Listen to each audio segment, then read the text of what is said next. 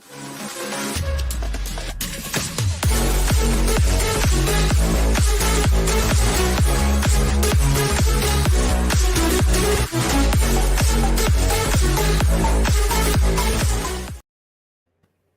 I like that music. Hey, everyone. Danny.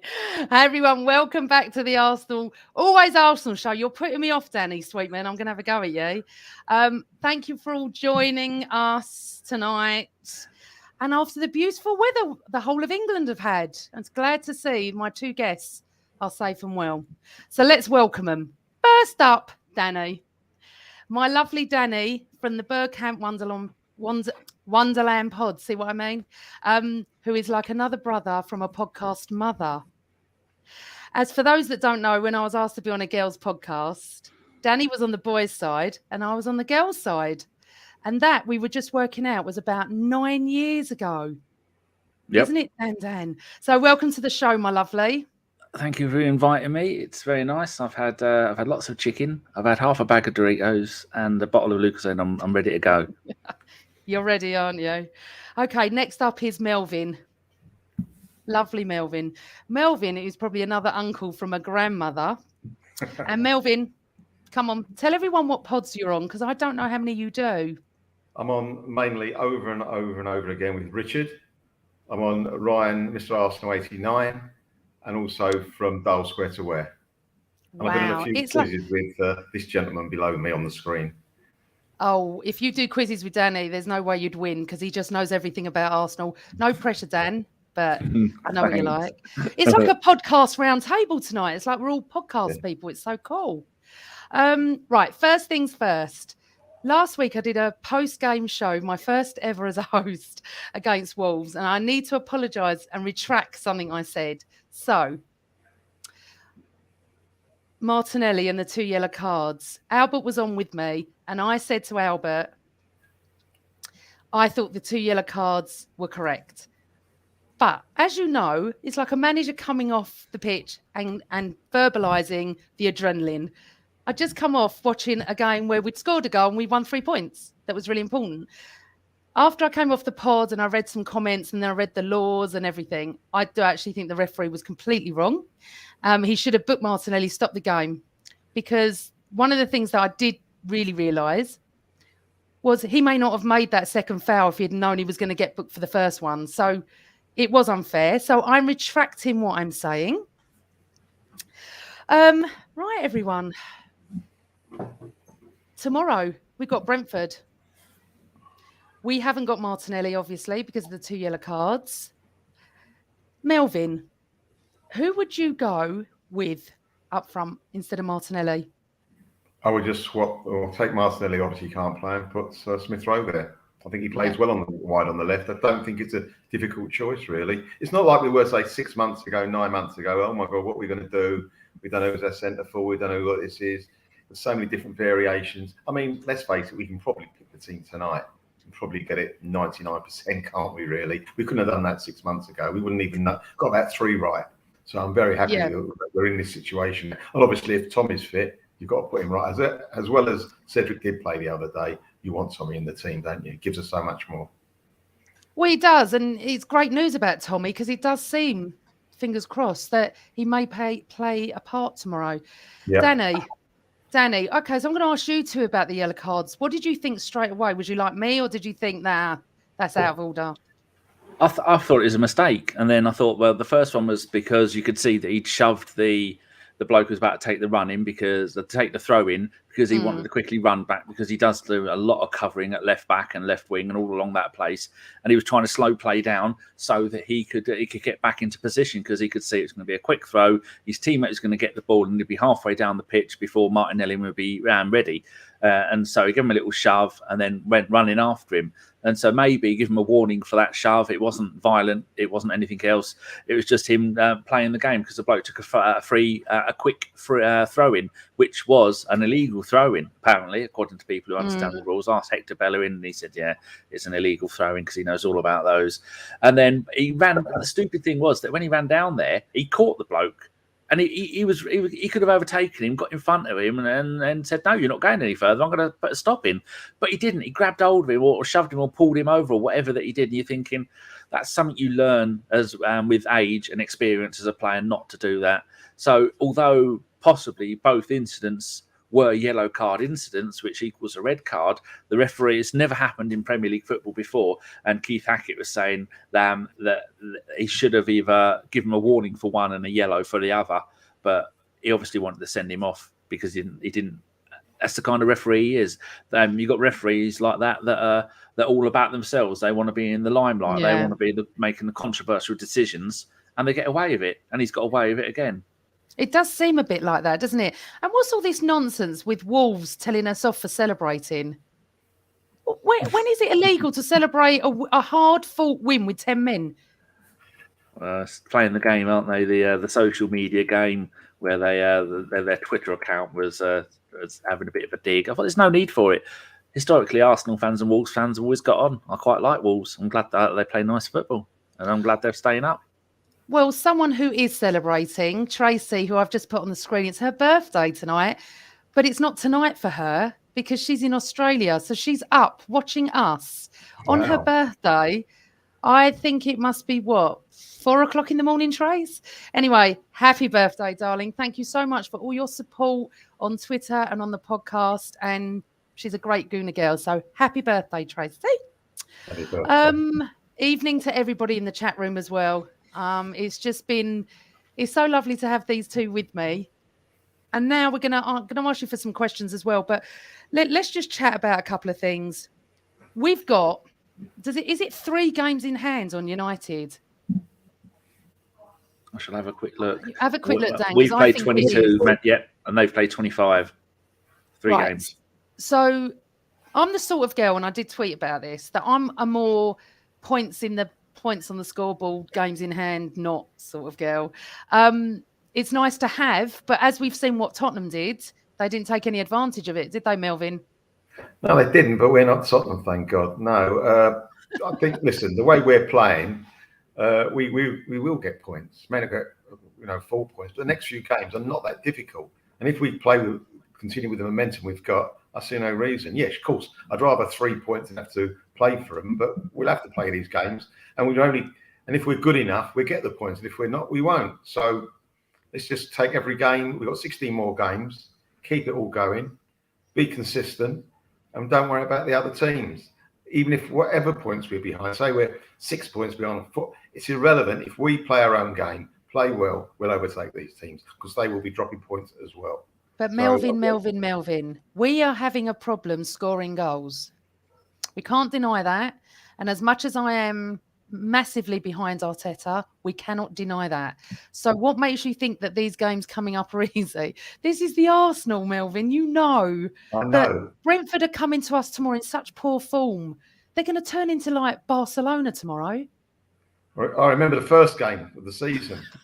My God, that was horrendous, wasn't it? Yeah.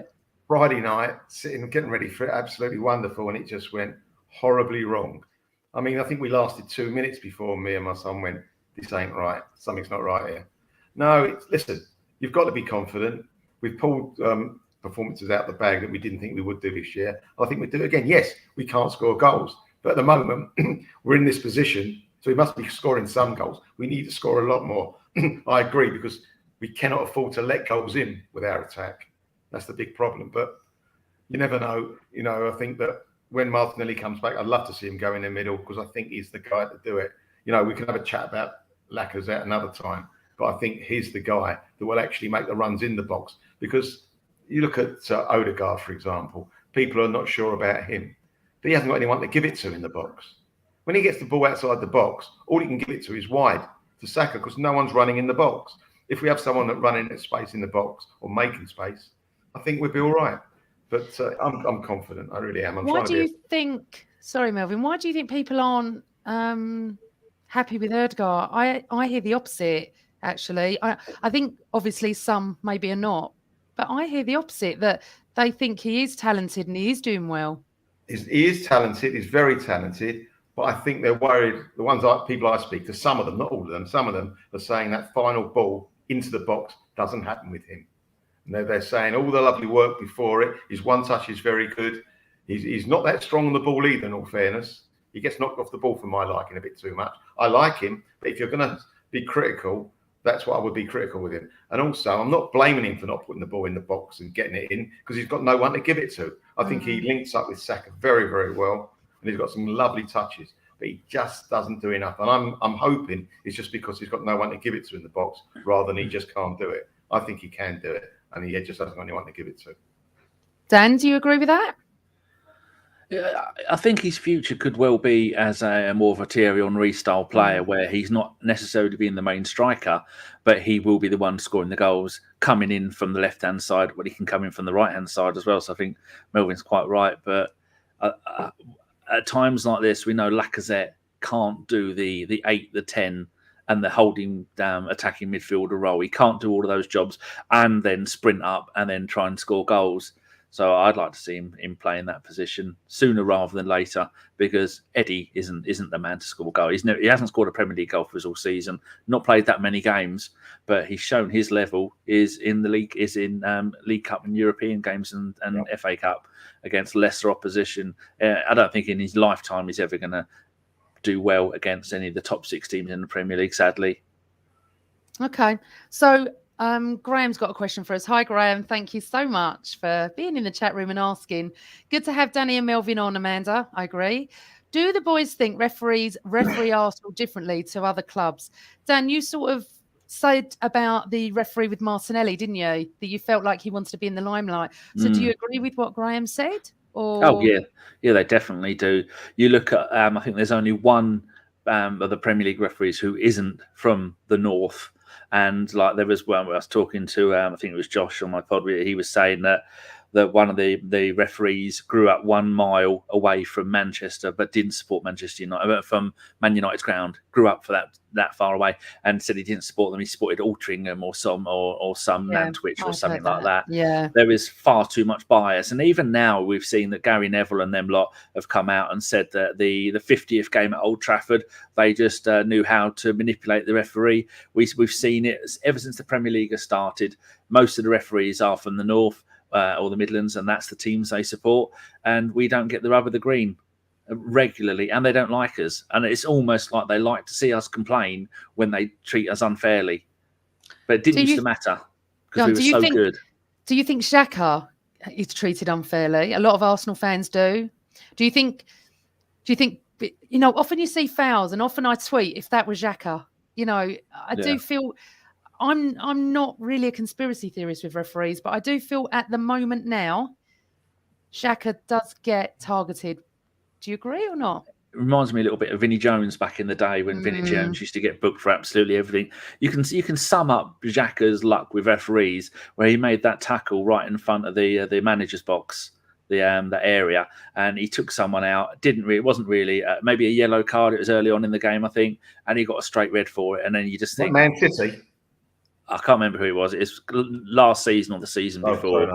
And that just sums him up. I mean, he's an idiot. He doesn't seem to realise that cameras are everywhere and you're not going to get away with it. And he did it against Wolves, grabbing hold of the bloke's top and pulling him, and Partey both got booked early on in the first half. And you think, you're stupid then. You can't be that thick that you think you're going to get away with it when the referees definitely have it in for him. Whereas Son and that lot aren't that kind of bloke. Sim Xhaka is that kind of bloke. How do you feel that Arteta can stop this, Melvyn? Because if you saw the interview, he even said, I don't know what else I can do. I don't know how to stop it. I don't think he can stop it. How can you stop it? What do you say to a player? Don't get... Listen, you should say don't get stupid yellow cards or red cards. That's obvious. They should know that. They're professional. But you can't stop the way they tackle. You can't take that away. You take that 5% away from a player, then you're looking for trouble. I'd rather have a bad name and get the points and just give up and play at 95%. You can't do that in this league. We're not clever enough, perhaps. Perhaps the boys are too young. They're not clever enough.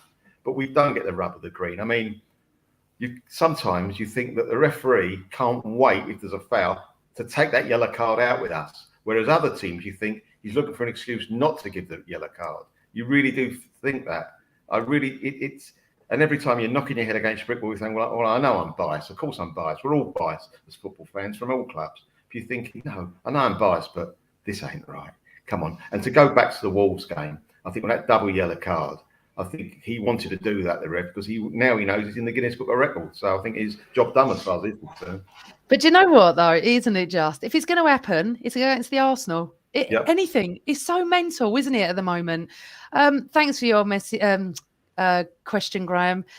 Robert's got an interesting one here, which we were talking about. I asked you, Melvyn, and I asked Danny.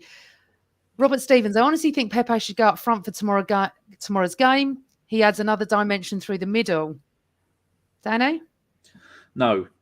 Chris, as I'm just looking at his stats here, he played under the Leeds manager, whose name I can't remember, Bielsa. He played under him at Lille for, I think, 1 or 2 seasons. His first season in Liga, and he scored 13 in 36 league games. Some of them were penalties. And then the season we bought him, he scored 22 in 38. I think half of those, maybe 10 or 11 of those were penalties. And he did spend some of that season, 2018-19, playing as a striker, and it didn't work. It's not what he does. You see sometimes when he'll get past a load of players, and then it looks like he'll panic and he'll just go, I don't remember, like occasionally, like Theo used to do. Sometimes he'd go months on end with no end product. He'd show all the skill, getting past people, getting down to the byline, and then just have no end product. He isn't the kind of player that could play regularly as a striker.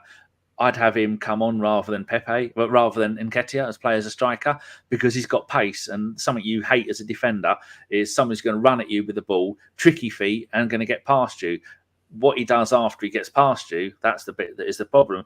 But in his life, he scored 74 goals in 260 games, all competitions, all teams. So he obviously knows how to score. So maybe give him a run now that we're down to the bare bones of having Lacazette isn't really on form, and he's rusty, and he's not playing as a striker, and Eddie doesn't look like he really is bothered. No, but Pepe might come back a bit hungrier. We haven't seen him for... When is the last... Right, Dan, this is for you to look up. When is the last time he played for us? And in between this, I'm going to read out Albrecht Schultz, a.k.a. I can't say it. Just call him Albert. Albert, yeah. This is for you, Melvyn. I love Erdegaard. We miss our striker doing the first post run, which doesn't allow us to generate space in behind. Who are the runners in behind? ESR will show up there for sure. Is that generally what you were trying to say about the fact that he hasn't got anyone to pass to? No one, because you watch him when he gets the ball. There's all the defence in the box, and our forwards are facing the wrong way. Like Lacazette's facing the wrong way anyway. There's no one running down the channel, even the small channels in the box. No one making any movement. So he's got a tough job. But I hope that is the reason, and not the reason that he's not, I don't think, performing to 100%, is because he hasn't got the runners and not because he hasn't got it. I think he has got it. I think he's got a good football brain. I think he can do it. But as you're right, Eddie is not good enough. He's had enough chances. He's not like a 19-year-old now. He's old enough. He's played enough games from us. We can see with our own eyes whether he's good enough. And I don't, for one, believe he's good enough. Pepe in the middle, I'd give it a try on the basis that once he does these little jinks in the middle, they can't afford to foul him. They fail him on the wing, not a problem. If you fail him going towards goal, you might give a penalty away. So I'd like to see him. Listen, if he doesn't play at centre forward, he hasn't got a position in this team. Because the other day, when, as I say, Eddie came on before him, you're thinking the manager cannot rate him at all. There cannot be a place in the team for Pepe at the moment if he's bringing on Eddie. We don't know what goes on behind the scenes, do we? Right. Dan, you got that stat. When did he last play for us? The last time he played in the Premier League was he came on for the last 12 minutes of Norwich 5-0 on Boxing Day. The game before that was 3 games before that. He played 7 minutes against Southampton. Wow. And then the last time he played 90 minutes was against Sunderland in the League Cup on the 12th or the 21st of December. And the last time before that he played 90 minutes was against Leeds in the League Cup on the 26th of October. Okay. So he hasn't had a full game for a while, was he? No. Not in the league. I think he'll be on the bench tomorrow. But, okay. Matthew D'Souza, by the way, thank you for all your questions. I was going to go down a different route, but we'll go down that route later. Well, let's do the questions. Matthew D'Souza, the reason we get players sent off is because we don't read the temperature of the game and cause our own problems. I sort of agree with that, Matthew. I've not the referee conspiracy theorist. I'm a little bit with Xhaka, but I sort of agree with that. Melvyn, do you or not? Do you think they get sent off because they don't read it properly? I think some of them, Xhaka, for example, doesn't read it properly. No, he just doesn't matter. He's illiterate when it comes to reading the game. Yeah, exactly. Yeah, it's in a different language, isn't it? No, he can't read the game. He can't read anything. No, I think the others. I think we're very unlucky. I really do. And whether it's the referee's biasness or just we're very unlucky, I don't know. Perhaps it's a bit of both. But we are definitely different. We are treated differently. We get decisions against us that are different to other teams. We've had players that should have been sent off against us. I'm talking about double reds, where the tackle's been horrendous and they don't even get booked. You're thinking, really? Really? If he had a different badge in his shirt, would it be a different outcome? And I reckon it would be. So it's not. Would you know it's interesting you say that, Melvyn, because I'm not like Dan. I don't remember thousands of things. But the one thing I do remember from this season is Harry Kane at Tottenham against Liverpool and what he did to, I think it was Trent or Robert. I can't remember which one it was to. The left back. It was Robertson. Yeah, Robertson. It was a red card without even doing VAR. Yeah. He didn't even get sent off. I don't even know why he got a yellow card, because why would you give a yellow for that? For what? It's either a red or nothing. Yeah. And then, 20 minutes later, you get Robertson doing that and gets sent off. And it was a sending off. I'm not disputing that. Yeah. But I've always said this. Harry Kane does get treated differently and Spurs players get treated differently. It could be the England setup. It could all be to do with that. But I've always felt that. And I'm not, as I said, and everyone knows me, I'm not one of these that's a sheep and jumps on the bandwagon. I've only really felt that Xhaka's got treated differently more this season, and I'm sure more people have thought that. But Utabi said Xhaka is an instigator of his own problems. I think we all agree there, don't we? He really needs to... It's not just that we get punished more; we don't get protected. Saka against Crystal Palace. He was standing on one leg. The bloke nearly broke his leg. Tomiyasu kick in the face. Nothing was done. Those were both straight reds. Both of those were attacks. They were physical attacks. Yeah. Like remember back in the day, Duncan Ferguson for Rangers went to prison for what he did to somebody on the pitch. They're physical attacks. Nothing happened against it. So it's both ways. We're losing when it comes to being punished, and we're losing when it comes to being defended against. The whole thing's corrupt. We know it's corrupt. Yeah. Well, this is what. So Johnny Boy said, in the same way the top three clubs get off lightly, Arsenal get spanked. These overpaid refs are ruining the game we love. You know what? I don't even know if it's the refs anymore. I think it's the people behind VAR as well. This toenail. If you've got a toenail, you're offside. You know, we sit there. David Luiz against Wolves, where his knee barely touched his foot. Oh, and then you get other players doing the same foul and nothing. And I argue to the hill, you know, I'm quite a fair fan. If I see something happen against West Ham or something, I would call it out. But don't even start me. I could do a whole show on referees. Right, okay, so Carl Stark. What positions do we need to fill in the summer? Well, I think one's pretty obvious. Dan? Well, it's going to have to be See, I was wondering whether Man City don't play with a striker. Pep is a legend for Arteta. Is Arteta going down the route? Because we've seen that Lacazette doesn't play as a striker anymore. He's playing deeper. I often wonder whether the future for Arsenal could be Arteta copying what Pep does. Then we don't need a striker in the summer. We just need a more creative midfielder who's going to push forward. Whatever it is, Lacazette isn't the answer. Eddie isn't the answer. Pepe isn't the answer. So all of those need to be gone and get someone in. Personally, I do like a striker. I like someone like Calvert-Lewin, or that Isaac bloke looks pretty good, mainly because when they were both on loan at Real Zaragoza, him and Odegaard were both there and they were both fantastic. They had Odegaard set up so many of his goals, and this season he's not having that much of not scoring that many goals, although his team are doing quite good in La Liga. I think they're in the top 5. And so it's going to have to be someone up front who's going to score goals, because although I do prefer a team where you're going to get goals from everywhere, and we do have goals on the left, on the right, in central midfield, goals off the bench. And I don't like it when a team remember in the days when if Thierry Henry didn't score, we didn't score. And then sometimes, I mean, that's happened. The same with Ian Wright, especially when he was scoring. If he didn't score, if Ian Wright weren't playing, you'd think, well, we're not scoring today. Then we had the days in the Invincibles where you had so many players. I mean, even Gilberto once scored about 6 or 7 in a season, a few with penalties. And so you got to look at what sort of football he's going to play. If he's going to play with a striker, then it's going to have to be one and a half strikers coming in, someone who's going to be happy to come in as backup. We're going to have European competition, probably the Champions League we'll be playing in, and then we're going to need someone to replace Xhaka. And maybe I think if we got an offer for Partey, I'd let Partey go as well. Because Partey's been here now for 18 months, 2 years. I can never remember when we signed him. And he's not done it. He has not been a £50 million player. Occasionally you've seen him and you go, wow, that is...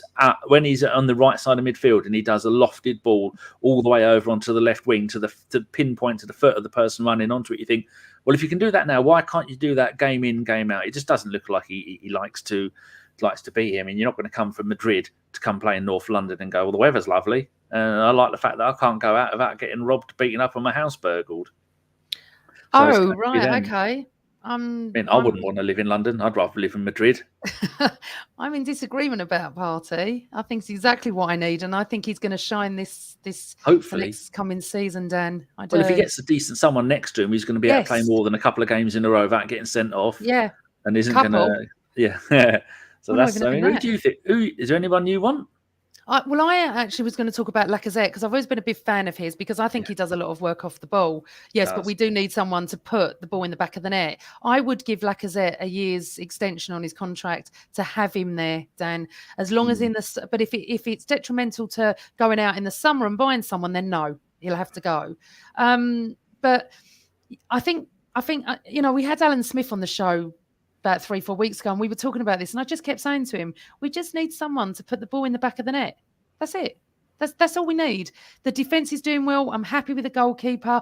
Partey, if we can get a midfielder, because obviously Xhaka needs to stay on the pitch. We cannot continue this with 10 men. It is just ridiculous. But thank you for your question. I'll just say something about Partey. Yeah, go on. You can. Of course. Classiest players we've got, but I'm afraid he's also one of the most clumsiest. He can lose the ball so easily in such a bad position, and luckily he gets away with it 9 times out of 10. Some of his movement is fantastic. He turns his shoulder and he takes 3 players one way, and then the next minute the ball go through his legs, it come off his knee. He's definitely got it there, and I agree he hasn't quite done it. And you see the old clips of him when he played for Madrid. He looked unbelievable. He looked stronger. He looked like he'd win every 75-25 tackle. Nowadays, he's got to be 60-40 in his favour, really. He's been a big disappointment, but he's definitely classy. And let's hope he just all of a sudden something clicks and he can do it, because he's definitely he can actually. He's got that in him. Let's hope he does it. Okay, and this is true as well. What Albert's saying about Mane on Tierney with his elbow, he's done it about twice. I mean, I've got many Scouse friends, and they were there that night, and they're actually really good to talk to. And one of them said to me, he should have been gone, Mane. And I said, let me tell you, if that was an Arsenal player, and this is what I get sick of saying, because it's true. If that was an Arsenal player, on Mane, elbow, off the pitch. And you got all the Scouse Mafia as well in the news and in the papers and on TV and the commentators, and they don't call it out. No, but have you seen what's happened today? You know that goal we scored against Wolves to win the other night? It went to VAR, didn't it? They reckon it might be still not given the goal now. Why? What goal are you talking about? When we won 1-0, the goal they went to VAR, the one that Gabriel scored. They reckon it came over from Ben White, and then Lacazette went up for it and fell on the goalkeeper. What are you talking about? What? The goal may not be that. It's never happened before, so it's going to happen to Arsenal. They reckon they might disallow the goal still.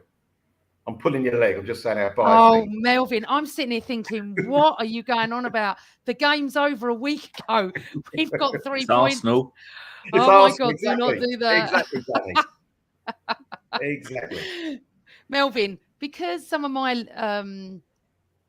chat room people, sorry, my head is just all over the place tonight, because some of our listeners don't know who you are, and tell us a little bit about yourself. How long have you been going over the Arsenal?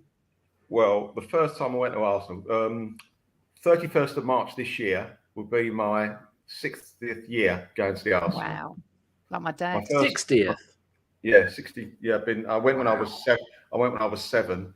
So 31st of March, I went to a game. My uncle, who lived with us, is mad Arsenal supporter. That's why I support Arsenal, because my father, but he was a supporter, because my uncle, mad Arsenal supporter. I went. We played Aston Villa at home. We got beat 5-4, and twice I asked my father to take me to the toilet, as you do as a little kid, and twice Villa scored. I got blamed for the defeat, and they wouldn't take me for a couple of months after that. My mum went mad at them. You can't blame him. He's a 6, 7-year-old kid, and they took me later on because my mum was made sure they did. But that was my first ever game. I started, as I say, 62-3. It's probably the 64 season I went consistently. Watched them all the way through. Used to go to away games as well. When I was about 13, my uncle used to take me to the cup games away. That was brilliant, going up north for away FA Cup. The atmosphere, sometimes it was snowing around there, especially the third round. It was absolutely brilliant atmosphere and brilliant times. We had some really, really good games. We had some horrible games as well. We got beat by a team getting relegated. We got beat 3-0 by Blackburn when they were bottom of the division. Went up to Ewood Park. It was horrible. But it's as I say, 31st of March. I'm going to have a little drink. That'll be my 60th year supporting the Arsenal. Going to Wow. We lost that 5-4. That's it. 5-4. I knew you. Do you know what? I knew you were going to know this. And Terry Groves' uncle. They blame me. Groves' uncle played up front. Right. So Melvyn, I need to get you on with my dad and another lady that I want on. That will be a show. I probably won't even have to speak the whole show. Be amazing. Where did you used to sit at Highbury? East, west, clock, or it was north? East Upper, Block D. That's where I was. I was Block E. Block D, row 2, second row. So I was Block E, row 7, and then I was Block F. God. Right, the director's box we were. You were so by us, yeah. The director's box was one block away from us. I don't know if I've told you this, but I used to see you at football when you first started going, standing outside the East Stand where the marble stairs was. Yeah. Seeing you and your Opposite father. on the corner. The only reason I know it's you, is because there were no other girls that used to go then. It's exactly right. Do you know what? When I went, there was Maria in the West Stand, who we didn't know but heard. Yes. And people used to accuse me of that on Match of the Day. And then there was a lady called Janet, who's a very close friend of mine, who has been to football longer than me. She was the only girl I know. There was no girls there in the 80s, late 80s, early 90s. It all started when the females arrived and they wanted to watch football, which is fantastic. I love that. That is just amazing. 60 years. That's just fantastic. Don't look a day over 50, Melvyn. You can pay me later. I will, but don't. Checks in the post. Danny, how'd you get into it? I actually don't know how you got into supporting Arsenal. 1976. I was in primary school. My mum had to go and get me a PE kit. She went to Huntingdon, went to Sports and Fashions, had a look for all of them. They had Man United, Liverpool, Arsenal, Spurs, Aston Villa. And she looked at them and she went, well, which of these teams should I pick? And then one of the person there said something about Arsenal, and she said, "Oh, haven't they got Irish players?" And they said, "Yeah." And she said, "Oh, I love that then." And that's why I support Arsenal. My mum's Irish. Yeah. Okay. So no one has to ask me what my favourite ever Arsenal game was. No one ever. Everyone knows. I'm not even going to go there. No, they don't. So no, they don't. Danny, what's your favourite ever Arsenal game? The end of the 97-98 season, 4-0 against Everton. Magnificent game. My favourite game, my favourite goal, scored by my favourite player in my favourite season with my favourite bunch of players at my favourite stadium. Absolute. That was the pinnacle of being an Arsenal fan. To be there as we did the first part of the double. And then a few weeks later to go to be at the Newcastle game on the hottest day this planet has ever known at Wembley, beating Newcastle 2-0. That's one of my other favourite ones. To be there as we've done the double, you're thinking, wow, that no team's ever going to do that again. That was Nicholas Anelka, wasn't it? Was it Nicholas Anelka? Newcastle? Yeah. Newcastle was over Miles and Anelka, yeah. Ray. Oh, no, Anelka, yeah. Ray was Cardiff, Chelsea. Sorry. So Anelka was absolutely on fire. And I found that, well, I don't know if it's true, but I heard the reason he decided to leave us was because there was an internet poll that people said he wasn't going to be as good as Ian Wright. I think it was the filthy money from Real Madrid. Yeah, I mean, obviously that, Yeah. and the brothers, as we know. But what a Yeah. shame. I think he would have been absolutely world class. All right, Melvyn, come on, because Carl Stark wants to know, what's Melvyn's favourite game in the 60 years of watching the Arsenal?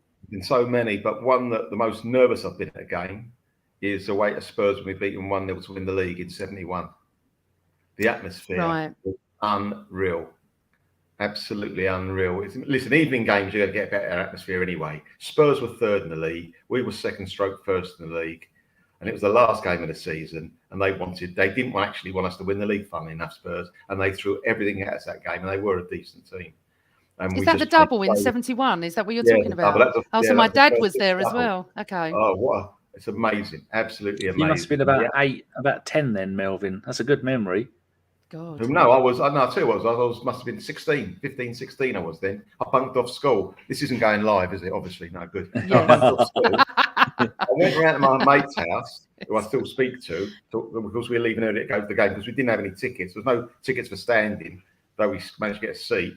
And then my father phoned up. I phoned my father up and say, I'll meet you early. And he goes, you're not at school? I go, no, of course not. I've just phoned the school up. They're looking for you. They go back to school, re-register, and go back to my mate's house.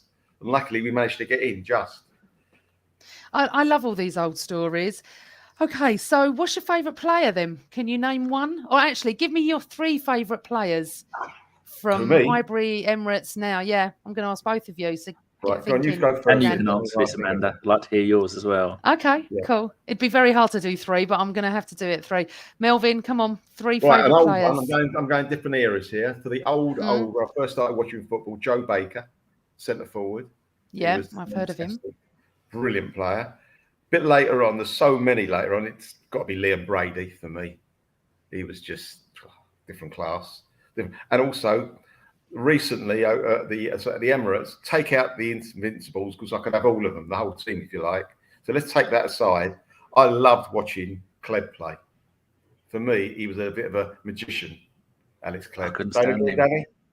No, he was very, very lazy, lackadaisical, and then he did a big poo on us, and then he did a big cry about what he shouldn't have left. Another one. On the pitch, he was terrific. He was brought in to replace Perez, wasn't he? I think that you struggled to replace Perez. Anybody would struggle to replace him. I never really got him. I mean, looking back at videos, he was really good, but at the time, I remember watching him going, "Pull your socks up, son." He did have them down a bit, didn't he? He did have them down a little bit. Melvyn, do it in order. 1, 2, 3. Who's your first? Liam. Second? Joe Baker. And third? Kleb. Yeah. Okay. Danny? It's not very interesting. Number 1, Tony Adams. We share a birthday, different year. He is the epitome of everything that was magnificent about Arsenal in the day. People can say that he went to prison, but he turned his life around, and now he has turned other people's lives around. Yeah. And he is everything that George Graham's Arsenal and the early days of Arsene Wenger's Arsenal was. Second, so you've got to mix in what they did for Arsenal, who they were as a person, and mix all that up. I didn't read the small print there, Danny. I didn't see the small print on that. Sorry. I wouldn't want to be friends with Tony Adams. I don't think I'd even want to meet him. Don't really like Dennis Bergkamp. Wouldn't really want to meet him. Ian Wright, on the other hand, I'd want him to come round and wash my beard for me and read me a bedtime story, because he's a beautiful human being. I'm thinking of getting my tooth replaced and getting a gold one, just in honour of Ian Wright. So I think combine all those things together. Second place, Dennis Bergkamp. Obviously, we named a podcast after him. Magnificent player. He was, when I don't think people who are only getting into football in the last decade understand what it was for not only us to sign Dennis Bergkamp, but a player of Dennis Bergkamp's quality to come and play in the Premier League, let alone just play for Arsenal. The best player for his country most of the time. And everything he did was just sheer and utter class. And I think we could have got a few more seasons out of him, because he didn't rely on pace or speed. Just him being there was enough. And then third place, Ian Wright. Just Ian Wright. That's all you need to know. It's just I love everything about the bloke, and even now everything that he does on TV. A couple of times he's let us down. Dodgy choice in glasses, but as a player, he embodied the Arsenal fan. He was what every fan you could relate to him, which is what we've missed for so long. Having going, he represents me on the pitch. We're getting that now with Saka, with Smith Rowe, and with Benny Blanco, and a few of those other English players that are doing wonders. That's why the Halen boys are so loved by the Arsenal fans, because it reminds us of the days of Rocastle and Campbell and Davis and Thomas and Parle and all that lot.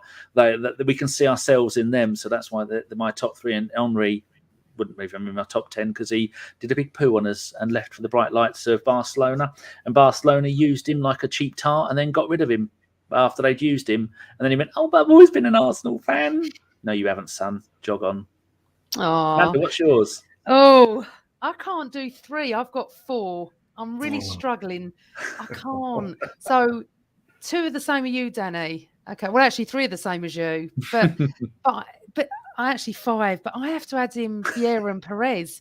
Well, you're in charge. You make the rules. And Charlie Nicholas. I mean, I could actually. Charlie Nicholas was my first hero.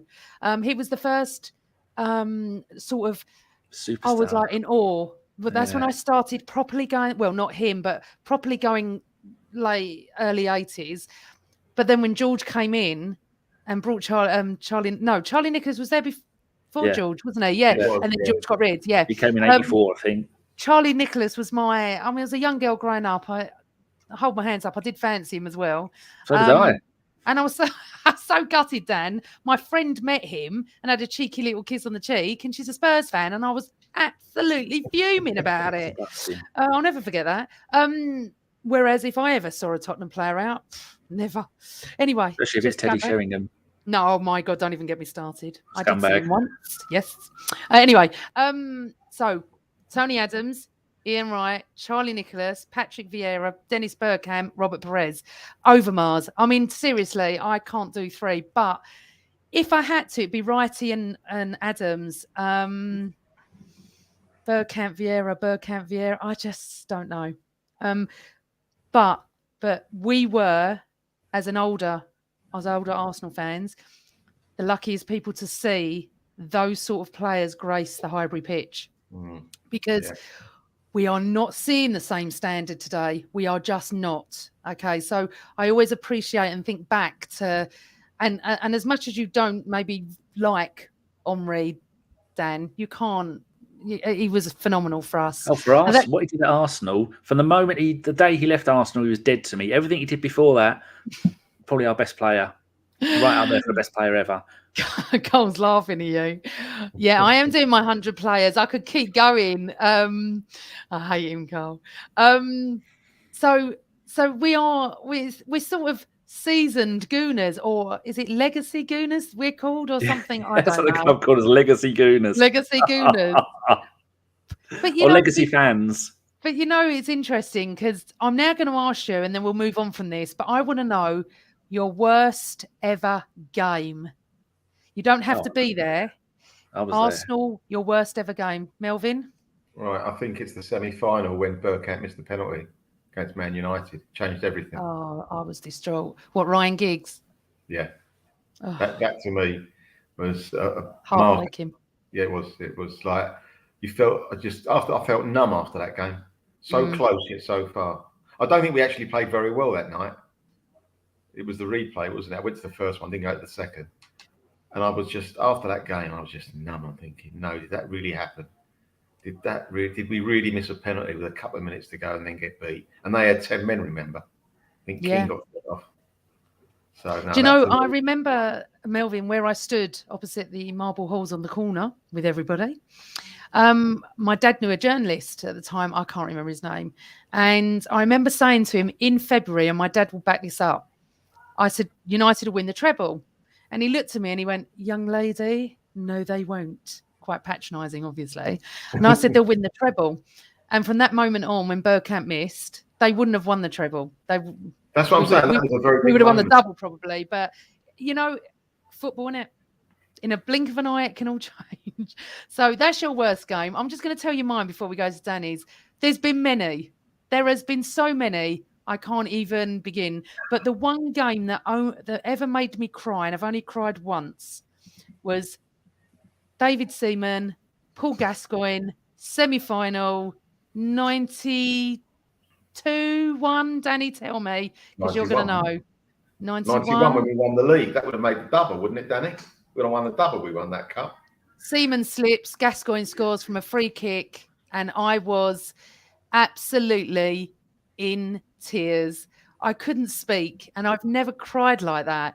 To know that Tottenham had done that, and to know Gascoigne, and I was talking to Alan Smith about this again. It was right in front of me where he took the free kick, and we just watched it go, and I had the ump that day. So that for me is one of my worst games, probably the worst feeling I've ever had. Dan, what year was that, by the way? 91, I think. 91. Sure. Okay, cool. If I told you the date of this, the 3rd of May, 1995, everybody can have 100 guesses. You're never going to get it. What is it? Arsenal 0, Wimbledon 0. It was a Saturday afternoon, I think. It was freezing cold. It was wet. I don't drink, but I was hungover. Somebody else drove, and I sat there, and I had my massive big Nike thing. And it's all pulled up over me. I had a little thing like that I could see through. I'm getting soaking wet, and I fell asleep. The game was terrible. The players were terrible. The weather was terrible. Put my hands in my pockets and like that, and I went to sleep. At a game, the only time a game bored me to sleep. Yeah, but it can't be your worst ever game. It was a 0-0. The one I remember. Yeah, absolutely. I hated it. I wish I hadn't gone. It's near the end of the season. I'm sure it's that one. It was definitely a 0-0 with Wimbledon. But I suppose it was... no, there was ones like the Chelsea one and like someone put up there, the Man United ones. That Wayne Bridge, when he scored against us in the Champions League. I was quite distraught that night. Semi-final.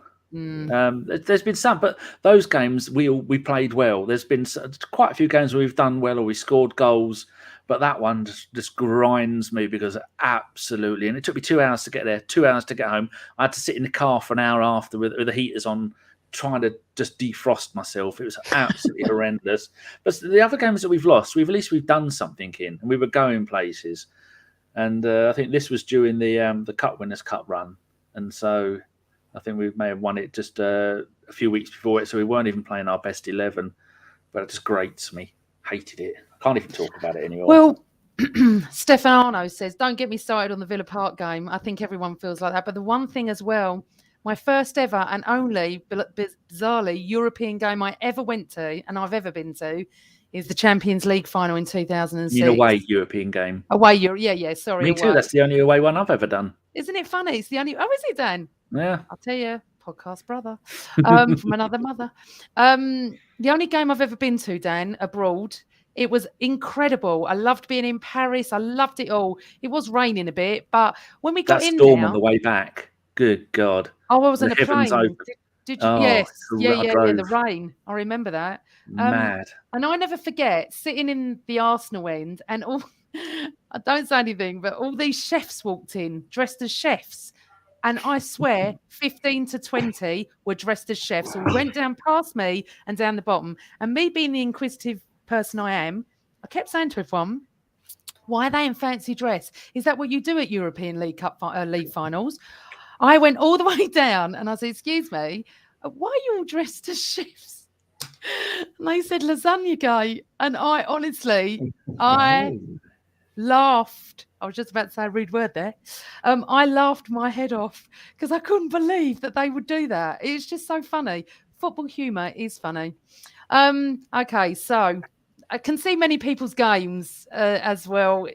Listen, everyone's got their own, haven't they? I mean, look, Ian's talking about the 8-2 at Man United. To be honest, weirdly, it didn't. After about 7, I wasn't even bothered. I just thought, if anyone's going to lose a game 8-2, it's going to be us, isn't it? It's called going past the pain barrier, isn't it? Once you get down up 6 goals, you think, well, that's it now. It can't hurt me anymore now. Exactly, it can't hurt me.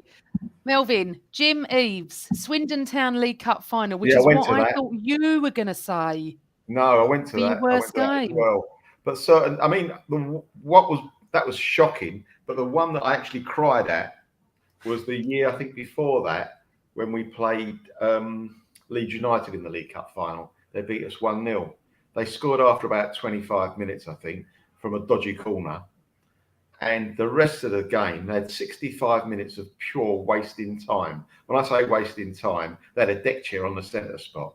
The guy from the right wing, if it was a throw on, walked 50 yards to take the throw, and then he gave it to someone else. And I was like, I might have been about 12 at the time or whatever, and I was absolutely distraught.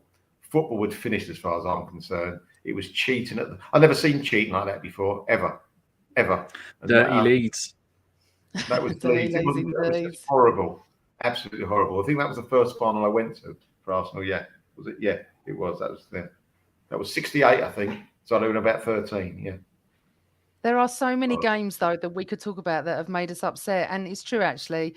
I did lie. I did cry at another game, but Anfield '89, I cried happy tears. It was a bit of a different emotion that day, that's for sure. I think we've had more happy games than sad games. Not like we're Spurs fans, where we did something. We won the league once 100 years ago, and then we had a lucky UEFA Cup win, and the rest of the time has been anticlimactic nonsense and underperforming scumbags. But if this was their podcast, it'd be about 3 weeks longer. Them all crying about all the terrible games. Most of ours have been brilliant. Did you see that the podcast they were on? There was a City, United, Tottenham fan. I tweeted it last night. They absolutely rinsed the Tottenham fan, and they were talking about us as well. It was hilarious. Honestly, it was so funny. I think there was about 6 people on the screen. Yes, yeah. Yes, I didn't watch it. So fun. It was like a minute long, and honestly, the City fan ripped into pieces. Yeah, we're not Tottenham, thankfully. Right, so let's jump forward to now. Yeah, so at the beginning of the season, I think most people were just hoping and praying for 5th or 6th, for progress, for improvement. We've now got a massive chance of top 4. But I heard someone say the other day, would we be overachieving if we hit it? I really don't understand when people say things like that. We are where we are in the table because that's where we deserve to be. And as the old cliche says, the table never lies. So, Melvyn, at the beginning of the season, what were your hopes and dreams and reality? I suppose 5th or 6th I would have been kind of happy with, seeing how the team played as well. But 4th would have been, I wouldn't have thought. 4th would have been a very big bonus. I couldn't see it with the squad we had. Listen, I didn't see what the signings. I couldn't make any judgment on the signings yet. I've never seen. I saw Ben White play. I've heard good things about him. Ramsdale, saw one good. He played once against Liverpool when he played for Sheffield United. He was outstanding, but I didn't see him in any other games. Sheffield United haven't been on the telly a lot really over the last couple of years. And I mean, look at him. Look at the change he's made. So, yeah, from not knowing anything about our signings, I think 5th or 6th I would have expected. 4th would have been a very big bonus, and I've been over the moon, Brian. Yeah, I was the same. 5th or 6th. I couldn't see 4th. I absolutely couldn't see it. Danny, same or not? We did a predictions at the beginning of the season. I can't remember what I said, but I remember being very. We did 2 shows actually. I think 5 of us did one show and 4 of us did another. The other 4 did another show. And I remember being quite positive, saying that remember when Liverpool weren't in Europe and they had a good run at the league. Chelsea won the league when they weren't in Europe. Other teams have done it, and Leicester, they've had a good run at that. They won the league when they weren't. I think they weren't in Europe. So I didn't expect us to win the league, but I said it wouldn't take much because everyone was thinking 2 Manchester clubs, Liverpool, Chelsea. They're the ones that are going to be top 4. And I remember saying at the time that with Ole at the wheel, and bringing in Ronaldo is a very disruptive influence, and all these other signings there. Man United always do style over content.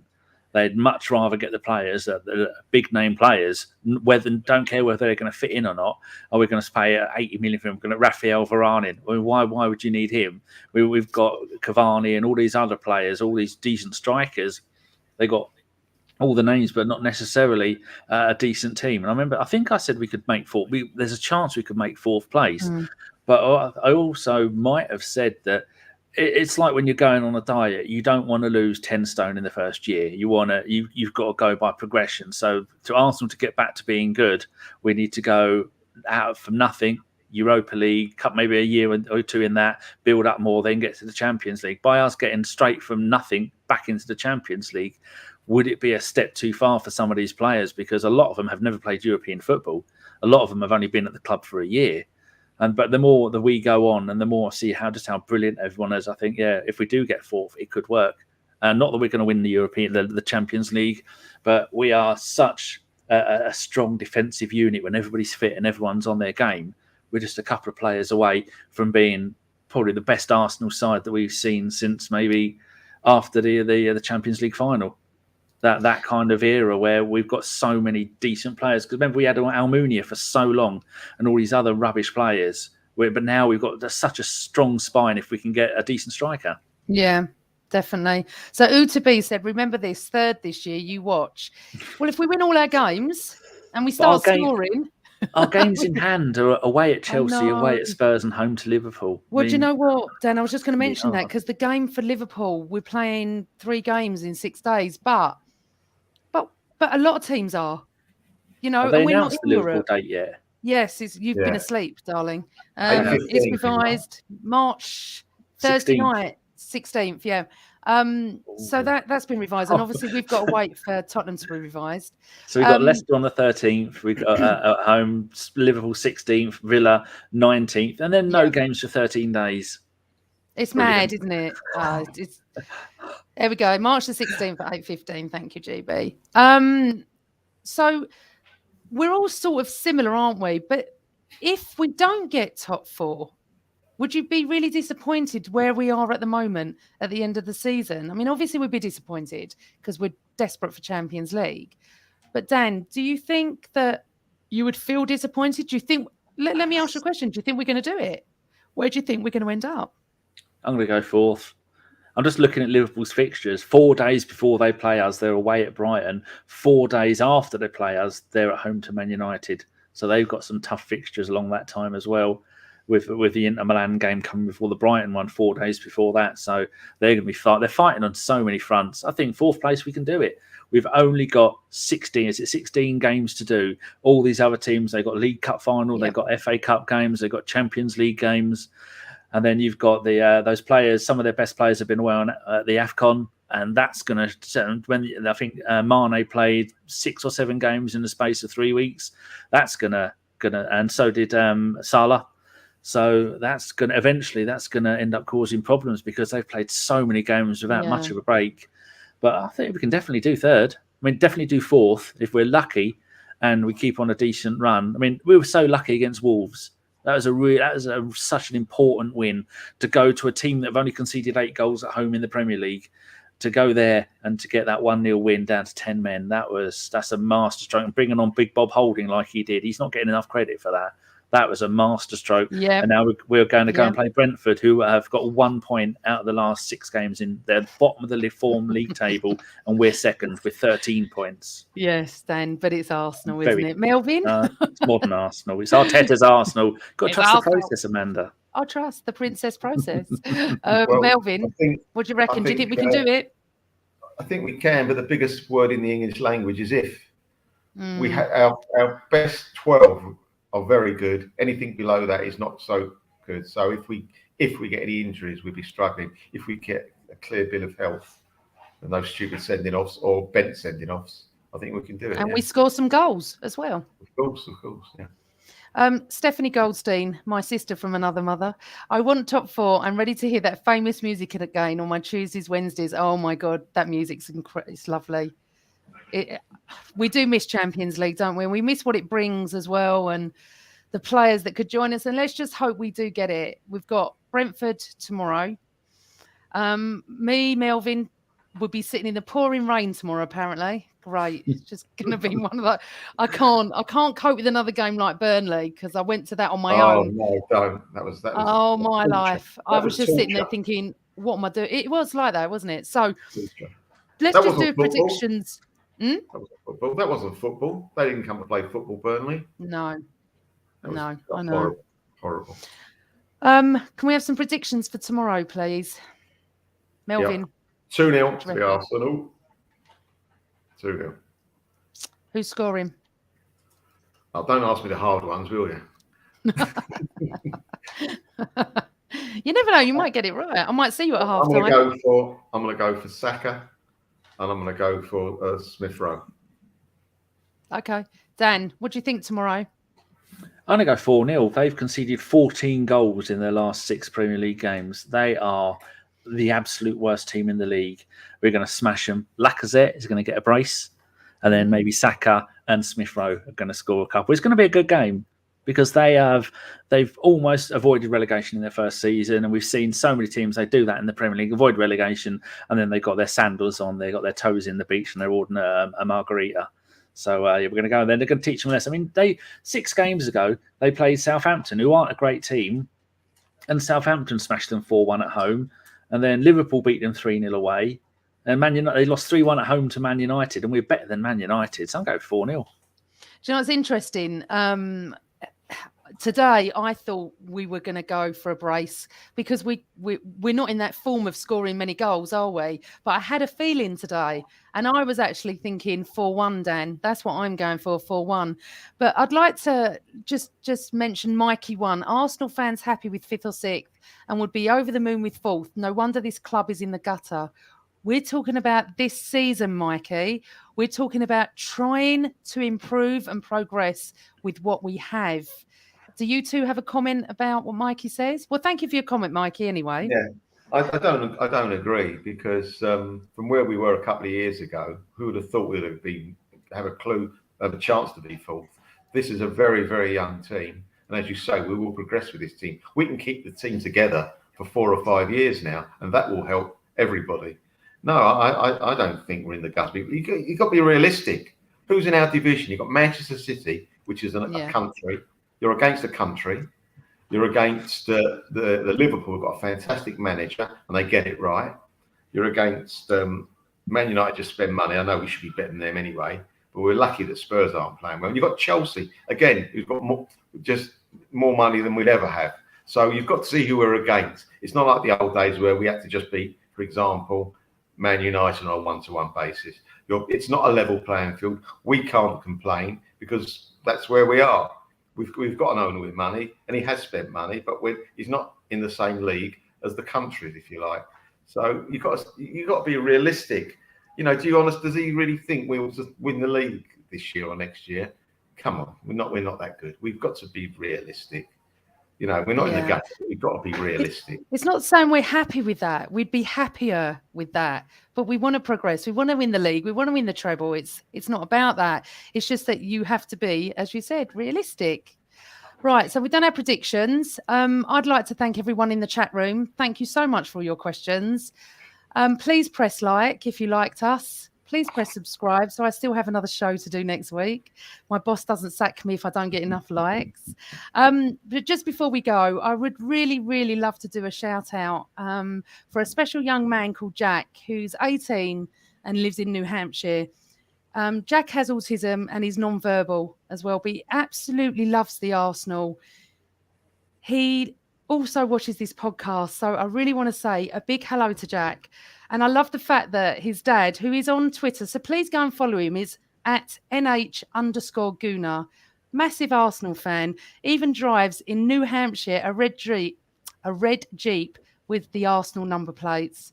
It's an absolute pleasure to have you watching us, Jack. I hope you really enjoy it. I really do. And thank you for supporting me, this podcast, and the Arsenal. Right, next week, people, I'm going an hour earlier. It'll be 8 o'clock and I've got a special guest. All will be revealed next week. We just hope that tomorrow we do as we all hope and we beat Brentford and we get another 3 points for the Arsenal. I'd love to thank my special guests. Danny, I love you. You know that. You are always welcome. And how weird is this that I'm the host? It just doesn't feel right because Crazy. You've been my host for many times. So thank you for coming on the show. Melvyn, I love you. Thank you so much. You remind me so much of my dad and your passion for the Arsenal. And I'm definitely going to get you both back on. Thanks to everyone in the chat room. You're welcome. Thank you. I might see you tomorrow at half time. Yeah. We all want the Arsenal to do well. This show is nothing without all of you. Please subscribe to the Same Old Arsenal channel. If you haven't watched 4 Men and a Mic with Craig, Suburban Gooner and James Cook, go and watch it. It was brilliant. I think it was Tuesday or Wednesday night. Unfortunately, Danny wasn't well when he wasn't on it, but you missed a good show, Dan. I watched it. It was good, wasn't it? Really good. Craig will be back next week. So will I, an hour earlier next Friday. And as always, stay safe, be well, always Arsenal, always Arsenal.